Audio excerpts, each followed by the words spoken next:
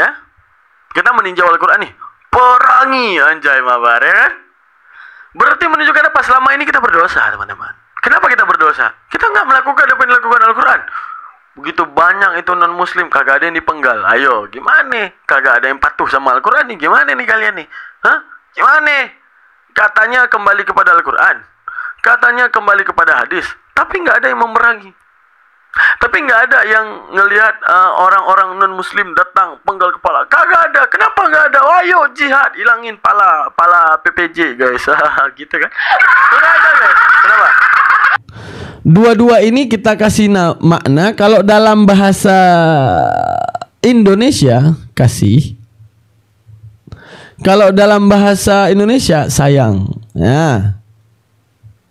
Ya, yang maha pengasih lagi yang maha penyayang, itu Ar-Rahman dan Ar-Rahim. Masalahnya teman-teman, masalahnya Rahman ini artinya kalau kita mau masuk kepada kalimat dasarnya tetap artinya ini sayang. Ini artinya juga sayang. Cuman penterjemah dalam bahasa Arab, bahasa Indonesia membedakan kasih dan sayang. Padahal bedanya, nah ini yang kalian harus tahu ya. Ini menunjukkan keterbatasan bahasa Indonesia untuk mengartikan bahasa Arab. Padahal hakikatnya pembahasannya, coba perhatikan. Kalimat bahasa Arab itu, dasar dan hakikat kalimat bahasa Arab itu adalah 3 huruf doang. Jadi, mau Rahman, mau Rahim itu dasarnya 3, yaitu Ra, huruf dasar ya namanya, Ha, dan Ma. Cuma situ. Mau dia jadi Rahman, kalimat tersebut berubah jadi Rahman. Mau kalimat tersebut berubah jadi Rahim, tetap dasar katanya Rahama. Arti Rahama itu sayang, bukan kasih. Nah, kemudian dalam satu maddah ataupun perubahan kata, dia menjadi Rahman. Dalam satu maddah berubah lagi jadi kata-kata Rahim. Oke, berarti pada kata Rahama ini ada 2 yang dilebihkan. Apa yang dilebihkan? Alif dan Nun. Ini dilebihkan 2. Ini yang dilebihkan 1. Ya. Nah, asal katanya cuma 1. Ra, Ha, dan Ma. Ini juga Ra, Ha, dan Ma. Di mana? Dalam translator bahasa Indonesia ini diartikan sebagai kasih dan ini diartikan sebagai sayang. Karena minimnya bahasa Indonesia untuk bisa mengartikan bahasa Arab, karena artinya bukan itu yang sebenarnya. Gitu teman-teman. Ini kalau kita masuk ke ini dulu. Oke.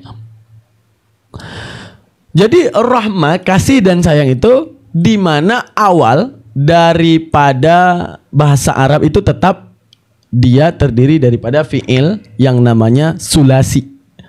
Nah, mana datanya Ustadz? Belajar kau bahasa Arab, kau belajar. Jangan banyak tanya, kau belajar bahasa Arab dulu baru kau tanya. Oke. Kalimat bahasa Arab itu terdiri daripada 3 huruf dinamakan dengan fiil sulasi. Nah, yang itu semuanya diambil daripada masdar. Nah, itu panjang kalau saya mau bahas. Terus ada yang pada satu maddah itu ada 4 huruf namanya rubai. Nah, tapi banyaknya kalimat dalam bahasa Arab itu semuanya huruf dasar daripada kalimat tersebut adalah sulasi, 3 aja. Apa itu bang huruf dasar? Kata pokok kalau dalam bahasa Indonesia. Nah, ini kita masuk ke kata-kata bahasa Indonesia dulu ya. Ini kata-kata bahasa Indonesia. Kata pokok dalam bahasa Indonesia itu adalah kalimat yang kata-kata yang terhindar daripada imbuhan. Contoh, nih, pukul. Ini kata pokok namanya nih. Udah. Kalimat yang dilebihkan dengan tujuan memasukkan kepada sesuatu yang berbeda dinamakan dengan imbuhan. Nah, ini yang nggak dipelajari Oten nih. Oten SMP disuruh sekolah, begitu udah beragama dia lupa dengan semua ini. Pukul. Nah, ini imbuhan. Kalau kita masukkan kata di, kata pukul dengan dipukul sama apa beda teman-teman? Coba aku tanya nih kepada teman-teman nih. Beda. Oke. Kita masukkan lagi. Kata pukul dan dipukul berarti beda. Selanjutnya, kata dipukul dengan kata-kata memukul, sama apa beda? Beda. Disebutkan lagi dengan kata-kata an, pakai akhiran an, pukulan, untuk menunjukkan sesuatu yang berbeda. Ini ditambahkan an di ujungnya untuk menunjukkan sesuatu yang berbeda. Ditambahkan lagi apa? Saling.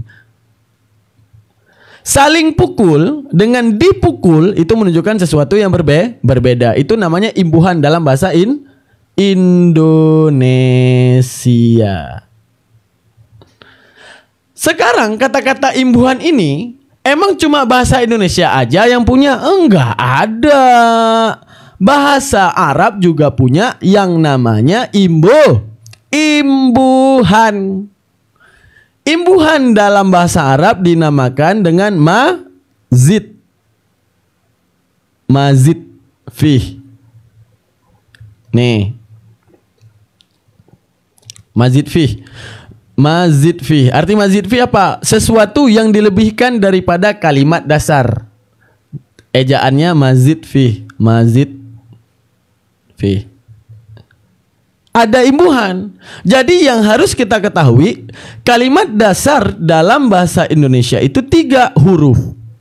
Kalau dilebihkan berarti mazid fi. Ada makna yang berbeda. Kaedahnya ziyadatul bina tadullu ala ziyadatul makna, guys. Itu dalam bahasa Arab. Oke. Sekarang gini teman-teman sekalian. Dalam bahasa Indonesia saja teman-teman, kalau ada kalimat yang dilebihkan, maka kalimat itu dinamakan dengan imbuhan. Dan kalimat imbuhan itu memiliki maksud dan pemaknaan yang berbeda. Itu bahasa Indonesia. Kayak contoh kata-kata dasar pukul, dipukul dengan memukul dengan pukulan, tambahin an, dengan kata-kata saling pukul, itu menunjukkan arti yang berbeda. Sekarang bahasa Arab juga ada, dinamakan dengan mazid fih. Kalimat dasar contoh, kata-kata qatala dengan kata-kata aktala, kata-kata dengan qatala dengan kata-kata istaktala, dengan kata-kata qattala dengan kata-kata taqattala, itu semuanya memiliki arti yang berbeda. Karena apa? Lebih daripada satu huruf. Contoh aktala dilebihkan alif di awal. Yang kedua qattala dilebihkan ta yang mudhaaf di tengah. Selanjutnya ada kata-kata ingkatala dilebihkan nun di awal. Alif dan nun di awal. Selanjutnya kata-kata istaktala dilebihkan alif, sin, dan ta di awal. Itu menunjukkan ada perbedaan makna. Ada perbedaan maksud. Oke, paham ya?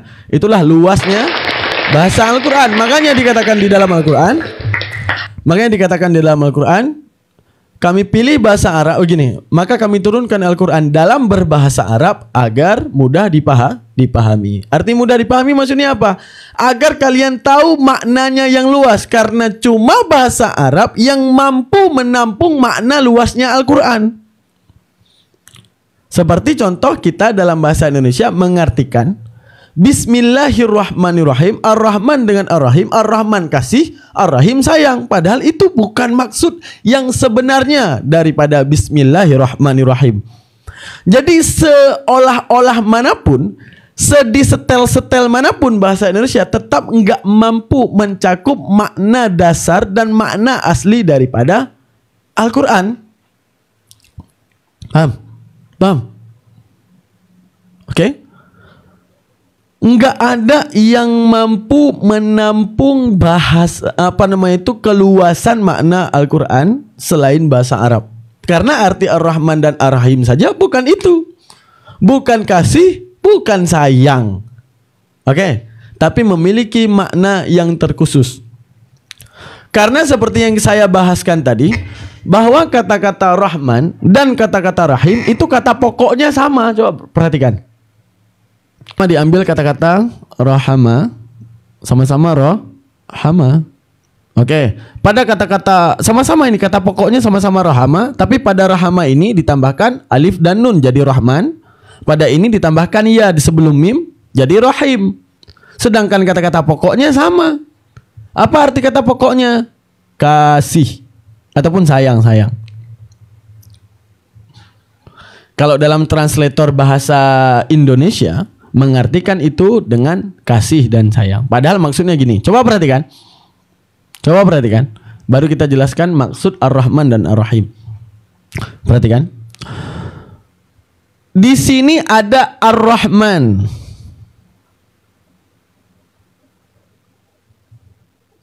Apa yang dilebihkan? Alif dan nun. Ini dua nih yang dilebihkan. Pada Ar-Rahim, apa yang dilebihkan? Mim. Ya. Pertanyaan kita, apa sih maksudnya? Kenapa kalimat pokoknya sama sedangkan yang dilebihkannya berbeda? Satu dilebihkan satu doang, satu dilebihkan dua. Pernah nggak kalian ingat? Pernah nggak kalian ingat teman-teman bahwa penjelasannya Ar-Rahman yaitu kasih sayang Allah yang umum, yang mencakupi yang menyembah dan tidak menyembah, yang mencakupi muslim dan non-muslim, yang mencakupi muslim dan kafir. Artinya apa? Di sini coba perhatikan, yang dilebihkan apa? Alif dan nun. Yang dilebihkan artinya apa? Sayang Allah Ta'ala pada dua. Ini kan dilebihkan dua nih. Dua. Nah, alif, nun. Berarti di sini menunjukkan apa kata Rahman? Kasih sayang Allah kepada dua. Apa? Muslim dan ghairu muslim. Kepada muslim dan yang tidak muslim. Yang ma'bud yang al-abid yang menyembahnya ataupun kepada yang tidak menyembahnya. Apa buktinya? Diberikan nafas, diberikan makan kepada mereka, diberikan umur kepada mereka, diberikan anak kepada mereka, diberikan mereka kehidupan. Nah, itu sayangnya Allah kepada mereka. Ar-Rahim cuma satu yang dilebihkan. Nih, ya. Maka berfilosofi bahwa hanya kepada yang menyembahnya. Apa buktinya? Kasih sayangnya tetap kepada mereka diberikan makan, tetap kepada mereka diberikan rezeki, diberikan anak, diberikan istri, diberikan semuanya, tapi kepada mereka spesial nanti apa? Akan diberikan surga, diberikan rahmat, diberikan petunjuk ya, diberikan hidayah, diberikan taufik untuk rajin beribadah hingga ujung-ujungnya diberikan tabarruk untuk masuk ke dalam surga. Itu kelebihannya. Oke? Nah, jadi inilah, coba bayangkan kalimat penjelasan ini ditranslate dalam bahasa Indonesia. Nggak ada cara. Gimana mau translate seluas ini maknanya? Nggak tahu cara translate-nya.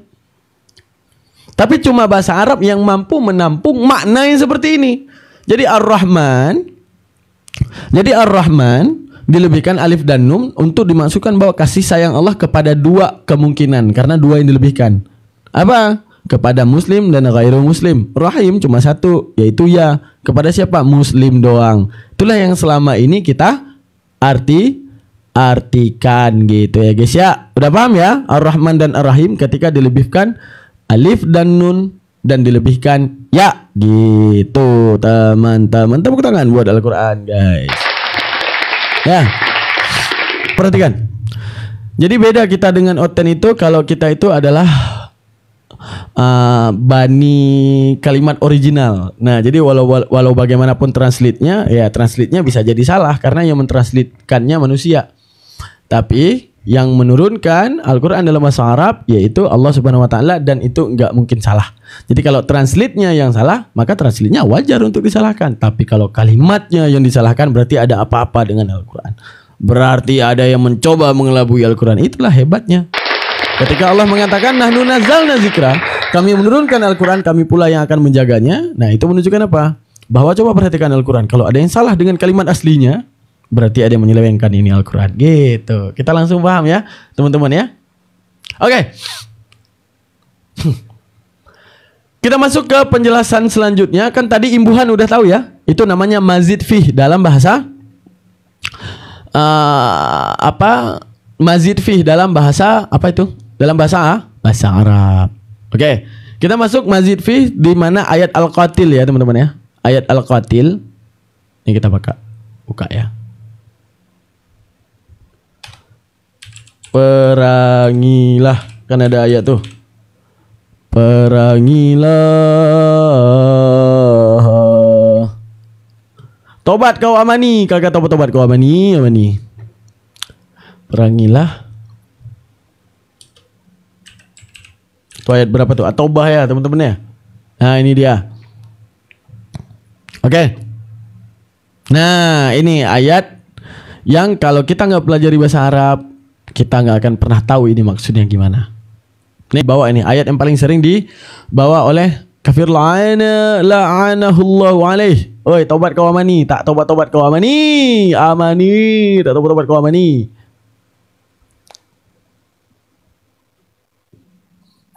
Ini mana ininya? Oh, ini dia. Nah, biar nampak. Oke, teman-teman. Kita buka wahai orang-orang yang beriman. Nah, di sini kan ada kata-kata wahai orang-orang yang beriman. Nih yang kalian bawa nih. Perangilah orang-orang kafir di sekitarmu, anjay mabar ya kan? Dan hendaklah mereka merasakan sikap tegas darimu, ketahuilah bahwa Allah beserta orang-orang yang bertakwa. Woi, ngeri nih, ngeri gak nih? Ngeri coy. Berarti secara pemahaman kita apa yang disuruh nih? Kalau kita nggak ngerti Al-Quran, apa yang disuruh nih? Dimanapun ada PPJ, ilangin palanya dia, kan gitu ya, kan gitu ya pemahamannya. Ya. Sekarang gini, kita meninjau Al-Quran nih, ya. Kita meninjau Al-Quran nih. Perangi anjay mabar ya kan? Berarti menunjukkan apa? Selama ini kita berdosa, teman-teman. Kenapa kita berdosa? Kita nggak melakukan apa yang dilakukan Al-Quran. Begitu banyak itu non muslim, kagak ada yang dipenggal. Ayo, gimana nih? Kagak ada yang patuh sama Al-Quran nih. Gimana nih kalian nih? Hah? Gimana? Katanya kembali kepada Al-Quran, katanya kembali kepada hadis, tapi nggak ada yang memerangi. Tapi nggak ada yang ngelihat orang-orang non muslim datang penggal kepala. Kagak ada. Kenapa nggak ada? Ayo jihad, hilangin pala PPJ guys. Gitu kan? Nggak ada guys. Kenapa? Ayo jawab. Kenapa? Apa alasannya? Kenapa teman-teman? Ini yang Islam nih, kepada yang Islam ku tanya.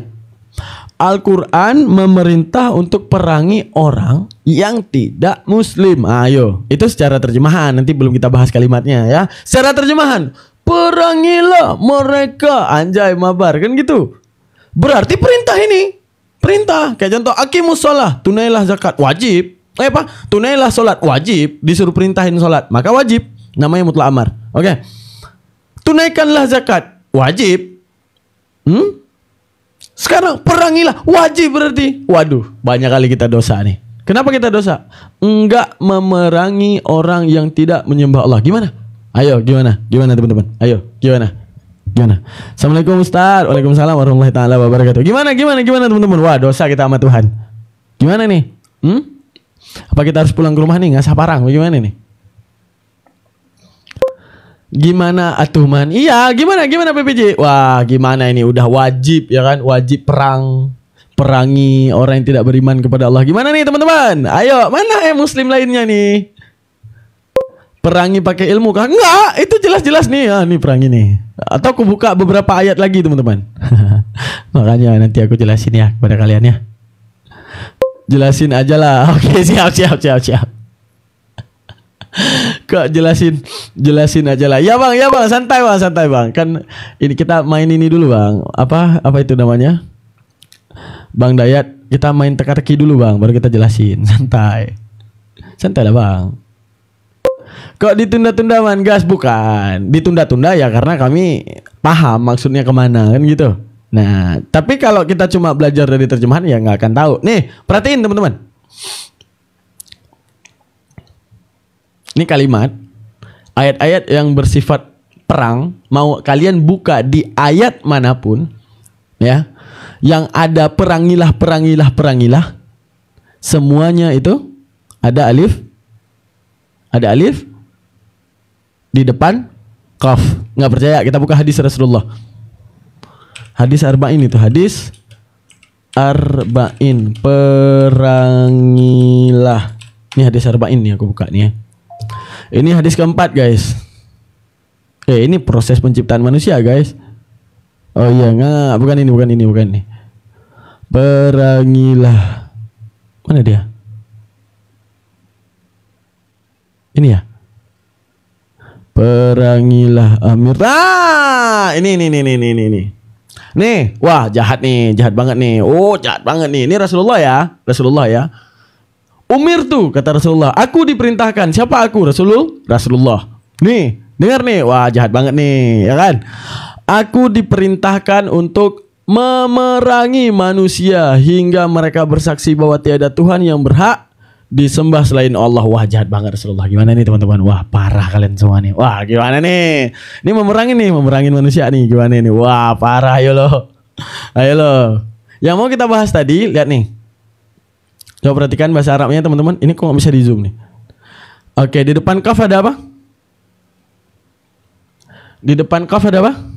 Ada alif. Di sini juga ada alif. Di sini juga ada alif. Nah, apa misteri daripada alif tersebut, teman-teman? Ada yang tahu? Ada yang tahu misteri daripada alif?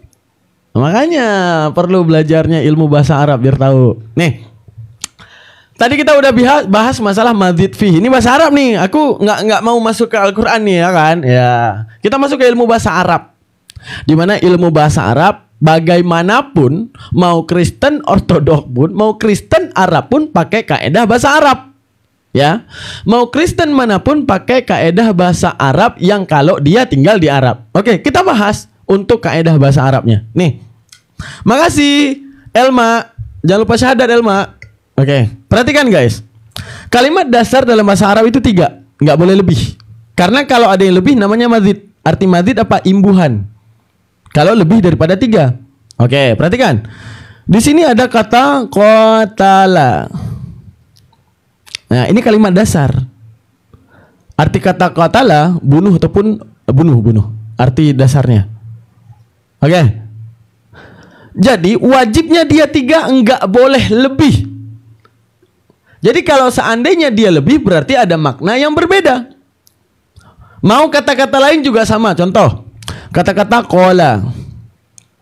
Nah, qala. Ini ada qaf, ada waw, di sini waw yang dikelibat jadi alif. 3. Kalau lebih berarti ada makna yang berbeda. Apa kaidahnya? Ziyadatul bina tadullu ala ziyadatul makna. Itu dalam bahasa Arab. Nah, jadi bukan bahasa Al-Quran nih. Bahasa siapapun yang menggunakan bahasa Arab menggunakan undang-undang ini.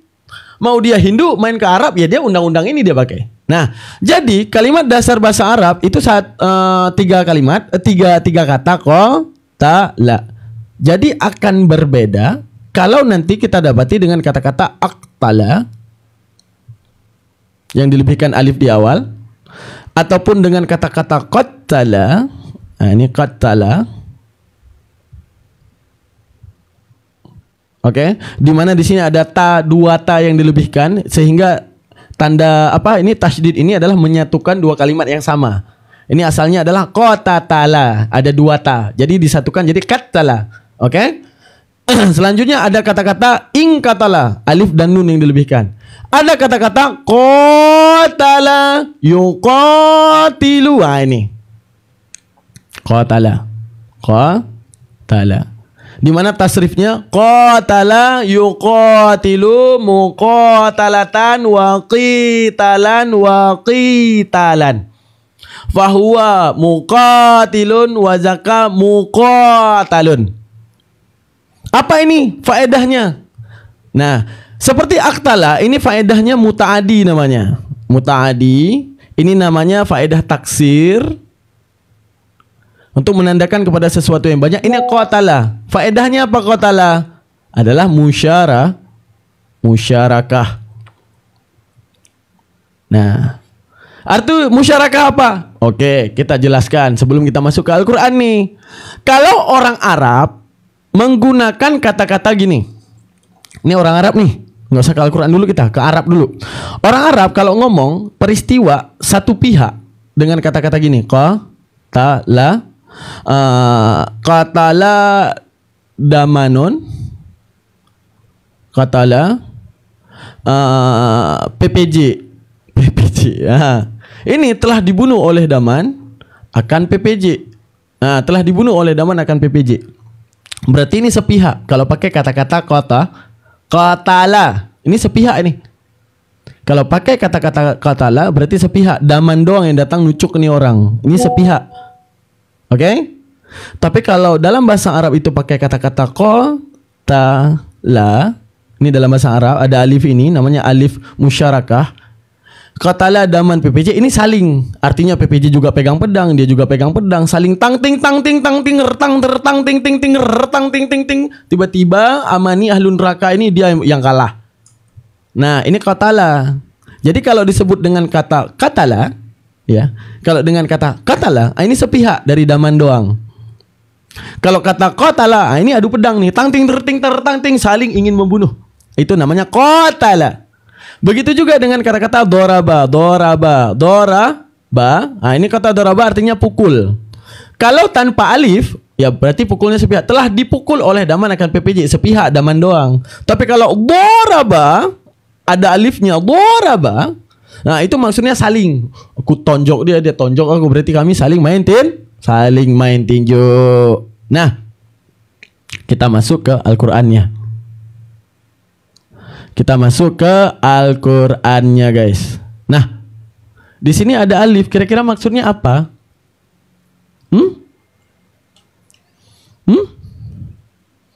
Guys?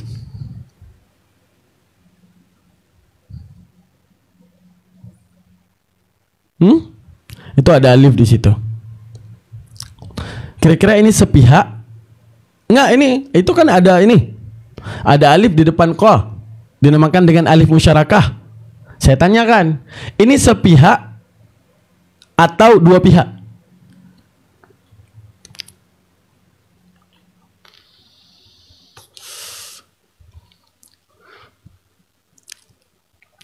Ini sepihak atau dua pihak? Dua pihak. Ini akan dua pihak.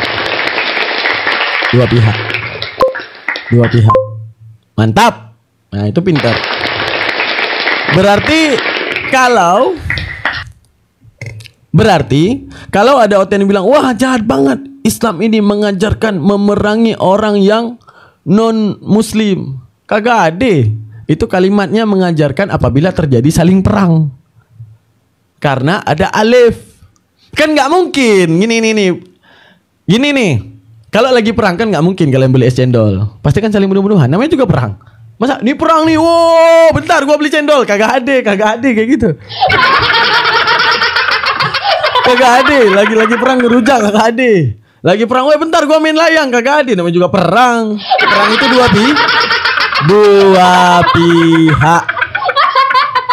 Oke, sekarang gini. Kita masuk ke percontohan. Berarti ayat kan perangilah mereka yang tidak mengucapkan la ilaha illallah dan tidak mengharamkan sesuatu yang tidak mengharamkan sesuatu yang telah diharamkan oleh Allah, kan gitu bunyinya di At-Taubah. Berarti menunjukkan gini, itu ayat justru strategi perang mana saja yang harus dibunuh. Diartikan gini, jikalau terjadi saling perang, karena ada alif tadi, ada alif tuh, alif musyarakah. Jikalau terjadi saling perang, yang kalian bunuh yang mana-mana saja. Justru ayat itu mengekang muslim jangan sampai bunuh sembarangan. Bunuhnya apa? Orang yang ikut perang. Oh dia kafir yang sifatnya harbi. Oh dia murtad yang sudah menjadi kafir. Oh dia apa? Pokoknya yang masuk dalam perang. Jangan sampai nanti ada domba dibunuh. Mereka punya ternak warga dibunuh. Oh mereka punya anak juga dibunuh. Jangan. Justru ayat itu justru ayat itu mengatakan tentang yang mana saja yang harus dipilih dalam perang. Jangan sampai dibunuh sembarangan. Jangan tiba-tiba, kawotan ya? Iya. Ngapain kau? Lagi jual jagung bang. Kita bunuh juga dalam perang. Itu nggak boleh. Justru ayat itu mengekang orang muslim jangan salah dalam berperang. Kawotan ya? Iya. Ngapain kau?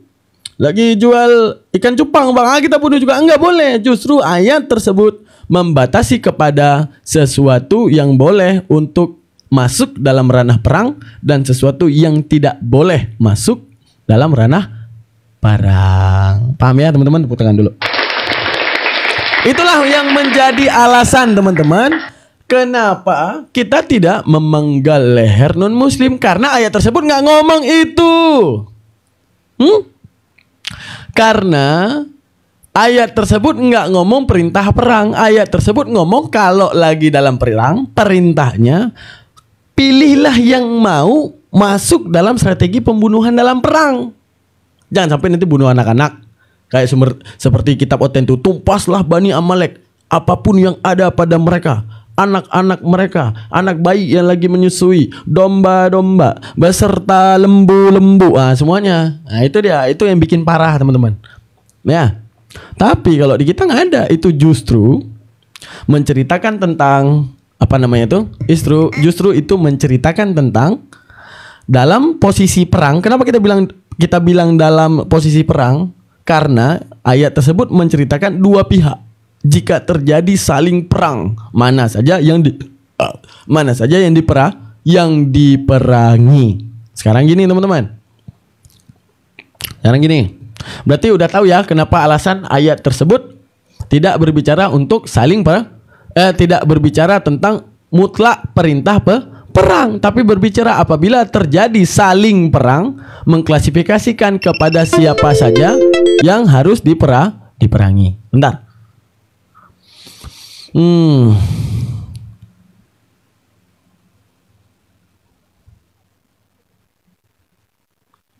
Oke, teman-teman sekalian, kita bahas lagi. Coba kita lihat contoh nih.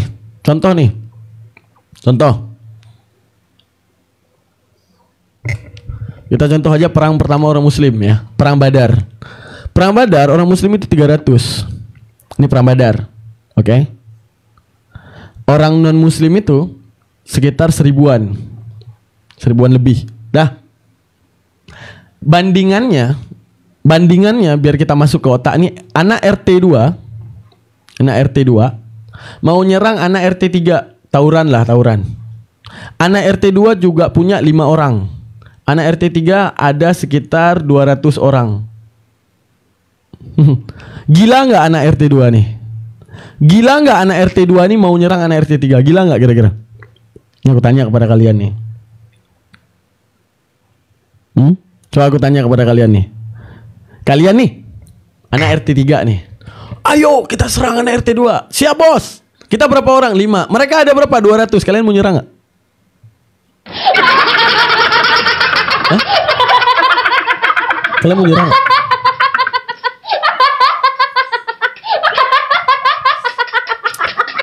Kalian mau nyerang nggak? Guys, kata dia tuh gini, Badar itu bukan perang man, tapi usaha merampok kabilah dagang Quraisy man. Orang gila, cuma 300 orang mau rampok yang 1000 orang, itu namanya goblok gitu. Kagak ada yang kayak gitu. Kayak ini, kita anak RT 3 nih. Makanya aku bilang otak kau wajar kayak gitu amani. Karena otak kau otak oten. Jadi gini, anak RT 2 nih mau ngerampok anak RT 3. Anak RT 3 200 orang. Gila nih yang 5 nih gila. Ini namanya gila nih. Gila deh. 5 orang ngerampok 200 orang. Itu berarti fitnahan belaka. Ini 300 orang mau ngerampok anak yang 1000 orang. Gila aja tuh. Jadi di sini ya. Nah, jadi di sini bercerita tahu nggak tentang apa? Bercerita tentang bahwa dalam perang Badar itu bukan orang muslim yang menyerang, tapi mereka menyerang, muslim bertahan seadanya. Maksudnya bagaimana nih? Saat kita terjadi tawuran antara RT 2 dan RT 3 nih. RT 2 cuma 5 orang. Terjadi tawuran, ketepuk. Di sini apa yang kita pahami? Bahwa mereka yang RT 2 ini bertahan seadanya. Itu otak logik gitu. Yang mau pakai otak. Ini mereka bertahan seadanya. 5 orang yang diserang 200 orang. Enggak mungkin mereka yang 5 ini nyerang 200. Itu namanya agak sengkleng otaknya tuh. Ya. Jadi dalam perang Badar di sini dapat kita pahami bahwa mereka yang tidak setuju dengan Rasulullah menyerang muslim, yang muslim cuma ada 300, bertahan seadanya. Namun alhamdulillahnya Allah menangkan. Seperti fitnahannya PPJ, bawa ngerampok juga nengok-nengok kali 300 orang ngerampok 100 orang, ada aneh aja tuh orangnya. Isinya mulutnya fitnah aja. Ini 5 orang nih mau ngerampok yang 200 orang. Mikir. Ya Allah, Allahu Akbar. Gitu ya guys ya. Berarti bisa kita lihat bahwa masalah ayat Al-Qatil, masalah ayat-ayat perang ya. Masalah ayat perang itu bercerita tentang bahwa ayat 300 itu 300 pasukan muslim bertahan seadanya, dan karena berkat bantuan Allah mereka menang. Dan ayat tadi, ayat Al-Qatil, apa itu ayat Al-Qatil? Ayat yang dilebihkan alif musyarakah, ya, alif di awal tadi, itu bercerita bukan tentang penyerangan sebelah pihak daripada pihak muslim kepada pihak non muslim, bukan. Tapi itu berbicara dua belah pihak. Karena dituliskan dengan kata-kata Al-Qatil. Nah, ketika ditulis dengan kata-kata qatala, nah ini menceritakan dua belah pihak. Berarti jika terjadi saling perang, mana yang kalian bunuh? Kafir. Mana yang kalian bunuh? Orang murtad. Mana yang kalian bunuh? Mereka yang tidak mengharamkan yang telah diharamkan gitu. Itu doang. Berarti jika terjadi konteks perang, tepuk tangan. Makanya Islam itu penuh dengan ilmu, guys. Dan yang saya bahas tadi ilmu Al-Quran, Bang. Bukan. Ilmu apa? Kaidah bahasa Arab. Mau Kristen orang Arab juga pakai kaidah ini. Gitu, guys sekalian. Oke. Sampai mana lagi tadi?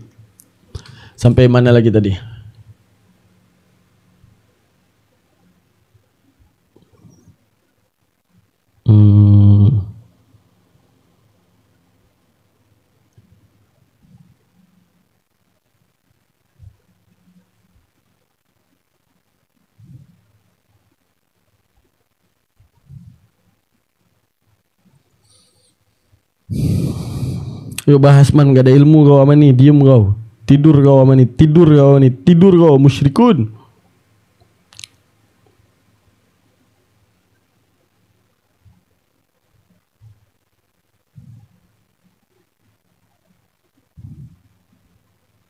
Mana dia? Oke, kita lanjut lagi. Membahas masalah bismillah ya guys ya. Tadi udah paham ya Ar-Rahman dan kita bahas masalah bismillah ya guys ya. Nah, tadi udah selesai kita bahas bismillah, di mana di situ ada ziyadatul bina tadullu ala ziyadatul makna. Ziyadatul bina tadullu ala ziyadatul makna. Jadi apabila ada kalimat ataupun huruf yang dilebihkan dalam bahasa Arab, maka ada yang dilebihkan. Ada yang dilebihkan. Ada perbedaan maksud. Parah.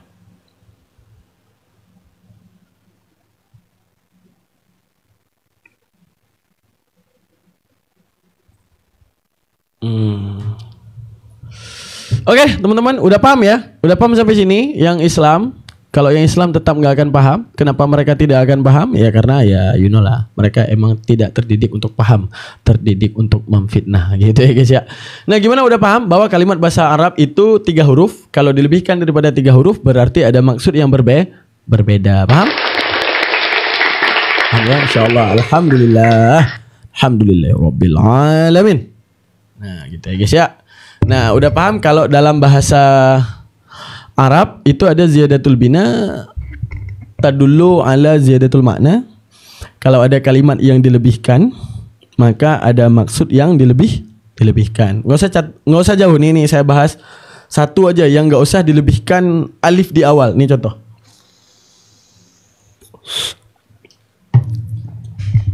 Contoh ya. Dalam bahasa Arab kalau ditulis dengan ghalaka damanu baba.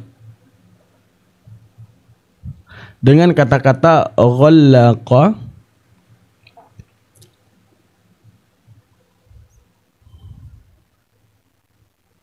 dengan kata-kata ghalaka damanu baba. Ini apa bedanya teman-teman kira-kira? Ada yang tahu? Ini ditulis dengan ada tasdid, ini ditulis dengan tanpa tasdid. Kira-kira ada yang tahu? Mubalaghah? Tidak. Bukan di ranah mubalaghahnya ini. Ini ranah zaidah namanya. Ziyadatul bina tadullu ala ziyadatul makna. Perbedaan kata dalam bahasa Arab daripada kalimat aslinya, maka ada perbedaan. Taksir, bagus. Taksir. Itu tahu. Mantap itu berarti ini anak pesantren nih. Kalau yang tahu ini berarti anak pesantren. Nah, jadi gini teman-teman, kalau ghalaka Zaidun baba, ghalaka damanu baba telah dikunci oleh si Daman akan satu pintu. Nah, ini satu pintu doang ini. Tapi kalau berbicara ghalaka telah dikunci oleh Daman akan banyak pintu, berarti pintunya banyak. Berarti prosesi kalau dikatakan dengan kata ghalaka damanu baba, berarti ada pintu yang dikuncinya enggak satu, banyak. Itulah bahasa Arab. Paham ya? Nah, ataupun imbuhan dalam bahasa Arab namanya taksirat. Nah, jadi gitulah yang dinamakan dengan faedah dalam bahasa Arab. Itu masuk dalam klasifikasi ilmu saraf. Di mana tasrifnya ghallaka yughalliku taqlikan fahuwa mughallikun wa dzaka mughallakun. Ghallik la tughallik. YouTube kenapa nge-lag, coy? Oh, yang di YouTube kenapa nge-lag, Oh, udah bagus. Nah, pentingnya untuk tahu artinya ya kan teman-teman ya.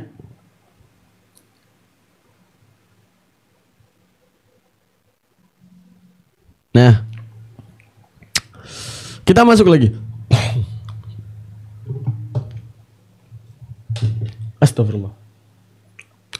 Kita masuk lagi ke pembahasan kita masalah bismillah. Udah selesai tadi Ar-Rahman dan Ar-Rahim. Nah, di mana Ar-Rahman dan Ar-Rahim tadi pertama Ar-Rahmanu dilebihkan dua huruf yaitu alif dan nun. Itu menunjukkan bahwa kasih sayang Allah kepada dua pihak. Pihak penyembahnya dan kepada yang tidak menyembahkannya. Artinya Allah tetap akan memberikan mereka rezeki, tetap akan memberikan mereka nafas, bahkan mewujudkan apa yang mereka inginkan. Itu dinamakan dengan sifat Allah itu Ar-Rahman, mencintai yang menyembahnya dan tidak menyembahnya. Yang kedua ada Ar-Rahim yang dilebihkan yang dilebihkan ya sebelum kata mim. Nah, sebelum kata mim dilebihkan ya itu untuk menunjukkan kepada sesuatu yang dicintai oleh Allah, yaitu yang menyembahkannya saja. Nah, itu namanya dengan ziyadatul bina tadullu ala ziyadatul makna dalam prosesi memahami Al-Qur'an. Udah paham Ar-Rahman dan Ar-Rahim?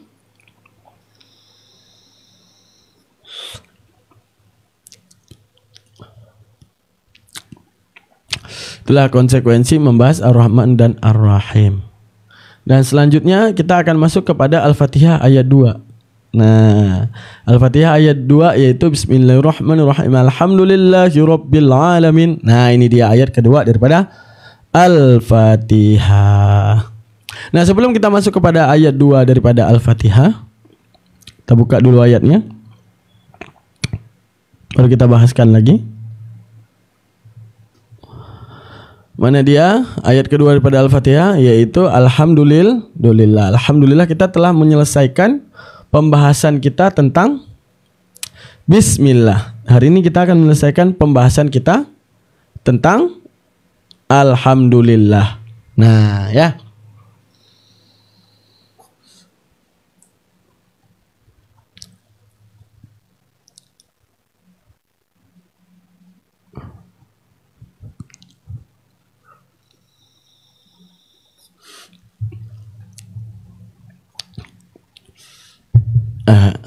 Sebelum kita masuk bentar ya. Kita dulu.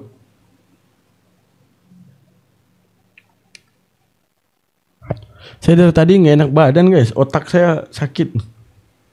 Karena kelamaan tidur hari ini ya guys ya, sorry. Kita agak kelamaan tidur hari ini. Jadi ke bawahnya kayak gitu.